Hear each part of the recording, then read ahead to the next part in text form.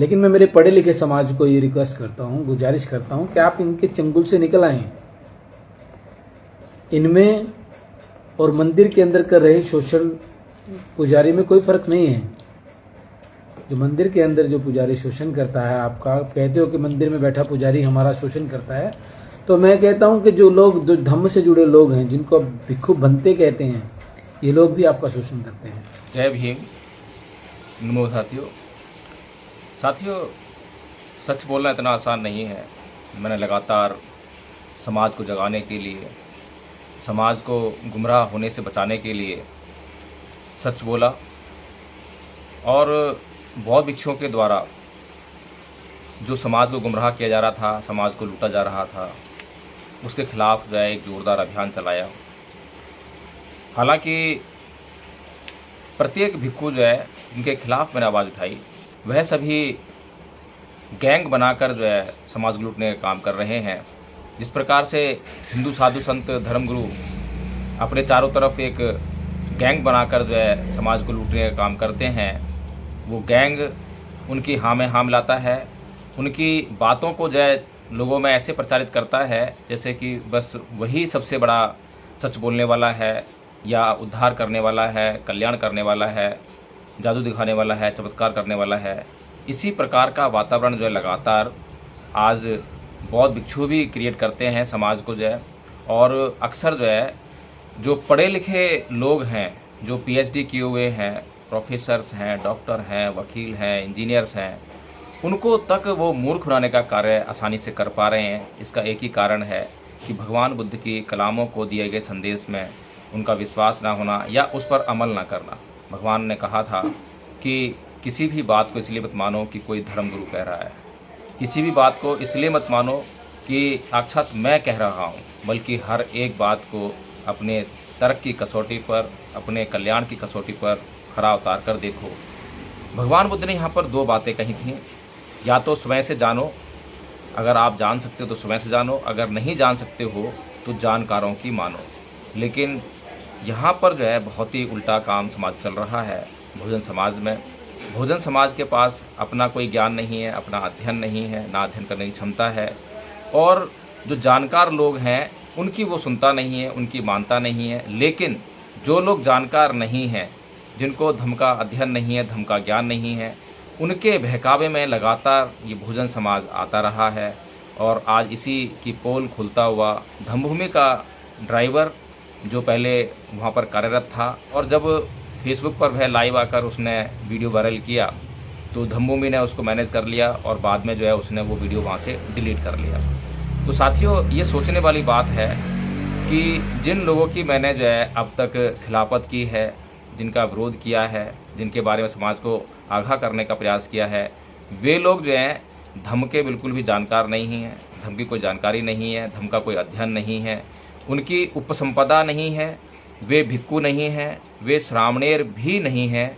इसीलिए साथियों, अब भी वक्त है, अपना धन, अपना समय, अपनी ऊर्जा सही दिशा में लगाइए। धम्मपद संघ लगातार आपको जो है स्कूलों की बात करते आया है, और लगातार आपको समझाने का प्रयास करता आया है कि स्कूल हमारे लिए बहुत ज़रूरी हैं, लेकिन आप लोगों की जो श्रद्धा है, अंधभक्ति है, वो ऐसे नकली लोगों के पीछे लगी हुई है। और आज ये वीडियो आप खुद से देखिए, सुनिए, और देखिए कि आप लोग जो है अपना बहुमूल्य समय और पैसा कहाँ और किन लोगों के पीछे लगा रहे हैं। नमो बुद्धाय। जय भीम। साथियों, मेरा लाइव आने का कोई मेरा इरादा भी नहीं था कि मैं लाइव आऊँ, लेकिन कुछ व्यवस्थाएं ऐसी बनी हुई हैं, और उन व्यवस्थाओं को लेकर के अगर हम लोग आज आवाज़ नहीं उठाएंगे तो कल वो व्यवस्थाएं और ज़्यादा मजबूत होगी, और ज़्यादा उनको ताकत मिलेगी, और उस तरीके से वो व्यवस्थाएं काम करती रहेंगी जिस तरीके से वो व्यवस्थाएं काम कर रही हैं। मैं मानता हूं कि व्यक्ति को धर्म की ज़रूरत पड़ती है। कई लोग ऐसे हैं, कई व्यक्ति ऐसे हैं, बाबा साहब को पढ़ने के बाद भी उनको लगता है कि धर्म जो है वो काफ़ी ज़्यादा ज़रूरी है, जबकि बाबा साहब ने जो धम्म अपनाया, उस धम्म को अपनाने के बाद बाबा साहब ने हम सबसे आग्रह जरूर किया कि आप सब बौद्ध धम्म की शरण में जाएं, इसी में हमारा उद्धार है। लेकिन जिस धम्म की बात बाबा साहब ने की, उस धम्म को चलाने वाले उस तथागत गौतम बुद्ध ने जो हमें कहा कि कोई भी बात जब तक आपकी तरक की कसौटी पर खरी ना उतरे तब तक उस बात को मत मानो, ये बात मैंने अपने जीवन में अपना ली। और जो मेरे सामने गलत होता मैं उसका विरोध करता। जो मुझे लगा कि चीज़ें गलत हो रही है तो मैंने उनका विरोध किया। विरोध करने के बाद बहुत सी चीज़ें ऐसी हुई जिनको मैं ये कह सकता हूँ कि धमकी जैसी बातें हुई, लेकिन मैंने उनको दरकिनार किया। फिर मुझ पे आरोप लगाए गए कि लाखों रुपए लेकर के आप हमारी बदनामी कर रहे हैं, हमारे चरित्र पर सवाल खड़े कर रहे हैं। जो लोग आपको लाखों रुपए दे रहे हैं उनके कहने पर ये सब चीज़ें आप कर रहे हैं। ऐसी बातें हो गई, वो लोग ऐसी बातें प्रचार ऐसा करना शुरू कर गए। लेकिन मैंने उनको भी यही कहा है कि जिन्होंने मुझे लाखों रुपए दिए हैं उन लोगों को सामने लाया जाए, अन्यथा आपकी जो कुरीतियाँ हैं, आपकी जो बुराइयाँ हैं, आपकी जो गलतियाँ हैं, आप उनको स्वीकार कर लें। वो लोग केवल एक लोग नहीं हैं, वो लोग केवल दो लोग नहीं हैं। उनके आसपास जितने भी लोग रहते हैं वो सब लोग उनमें मिले हुए हैं, इसलिए वो लोग इस बात को उजागर नहीं करना चाहते हैं। उनका चल रहा है, उनका अच्छा खासा चल रहा है, इसलिए वो लोग जो धम्म भूमि में जो लोग रहते हैं उनका किसी भी तरह का प्रचार प्रसार नहीं करते हैं। किसी भी प्रकार की जो उनकी कमियां हैं वो उनको सामने नहीं लाना चाहते हैं। लेकिन मैं आपको विश्वास दिलाता हूँ, मेरे पास ऐसे बहुत लोग हैं, मेरे साथ ऐसे बहुत लोग हैं। आज मैं ये प्रूफ करता हूँ, साबित करता हूँ। ऐसे बहुत लोग हैं जिन्होंने वो सब चीज़ें देखी हैं जो मैं कह रहा हूँ कि मैंने बहुत सी चीज़ें देखी कि जो गलत हो रही हैं। पढ़े लिखे लोगों को बेवकूफ़ बनाया जा रहा है धम्म के नाम पर, और वो बन भी रहे हैं। उनके पास काफ़ी पैसा है, वो चाहते हैं कि कहीं ना कहीं हमारा पैसा लगाए वो अपनी जगह ठीक है, लेकिन मैं ये कहता हूँ कि वो अपना पैसा गलत जगह लगा रहे हैं।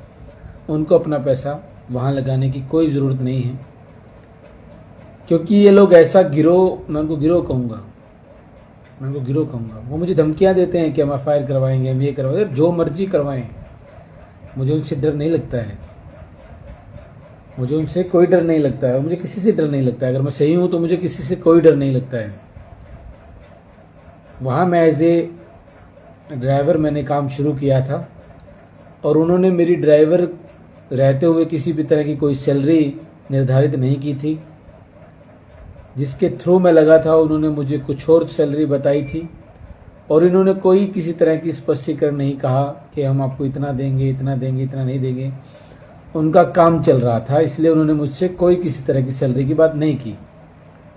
अंत में जब मैंने बहुत सी चीज़ें ऐसी देख ली जिससे मेरा मन भर गया, मुझे लगा कि मुझे नहीं रहना है, तो मैंने अपना रास्ता अलग करने की सोच ली।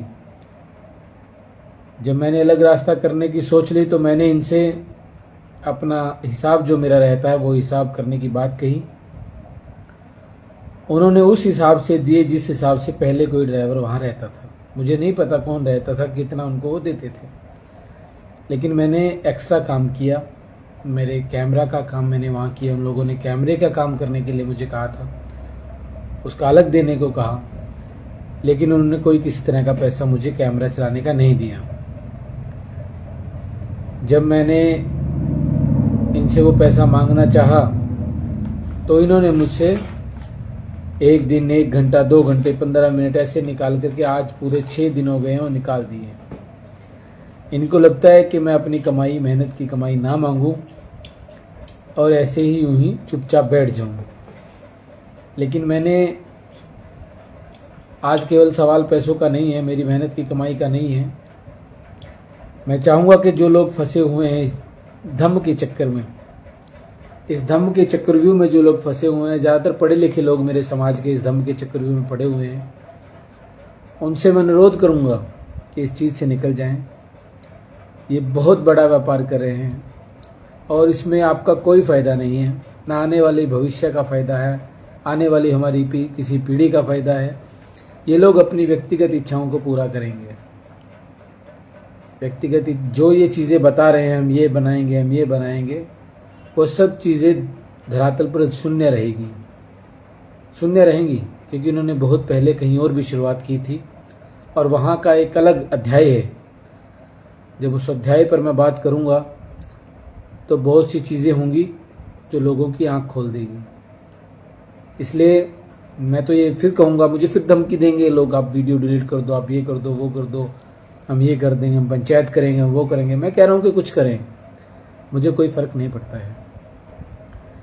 मैं सामने आने को तैयार हूँ और मैं अब भी सामने हूँ, कोई आए मेरे साथ में बात करने को तैयार हूँ। लेकिन मैं अपने समाज को, मुझे इनसे कोई लड़ाई नहीं है, कुछ मर्जी करें, गलत करें, अच्छा करें, इनकी जो इनकी सोच है उस तरीके से काम करें। लेकिन मैं मेरे पढ़े लिखे समाज को ये रिक्वेस्ट करता हूँ, गुजारिश करता हूँ कि आप इनके चंगुल से निकल आएँ।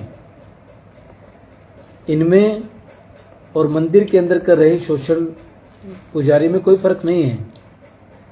जो मंदिर के अंदर जो पुजारी शोषण करता है, आपका कहते हो कि मंदिर में बैठा पुजारी हमारा शोषण करता है, तो मैं कहता हूँ कि जो लोग, जो धम्म से जुड़े लोग हैं, जिनको भिक्षु बनते कहते हैं, ये लोग भी आपका शोषण करते हैं। ये लोग भी आपका शोषण करते हैं। ये लोग पीछे से ऐसी बातें करते हैं कि पढ़े लिखे लोग हमारे पैरों को पूजते हैं, हमारे पैर पकड़ते हैं। तो ये ऐसी इनकी मानसिकता है। एक +2 पास के पैर पकड़ते हैं पढ़े लिखे लोग, ये इनकी ऐसी मानसिकता है। इसलिए मैं तो केवल इतना कहूँगा कि भाई, मैं तो डरता नहीं हूँ किसी से, और ना मुझे डर लगता है कोई FIR एप्लीकेशन से, किसी भी तरह की चीज़, क्योंकि मैं सच हूँ। मैंने जो चीज़ देखी, मैं अपनी बात रख रहा हूँ। और अगर भारत में अपनी बात रखने पर मुझे कोई प्रतिबंध नहीं है, देश का संविधान मुझे आज़ादी देता है कि मैं अपनी बात रखूँ, और वो बात मैं रखता हूँ। जो चीज़ मैंने देखी वो बात मैं रखूँगा। और आने वाली 3 तारीख से पहले बहुत सी चीज़ों को मैं खोल करके भी रख दूँगा। मैं अकेला नहीं हूँ, मैं बहुत सी चीज़ों को खोल करके भी रखूँगा।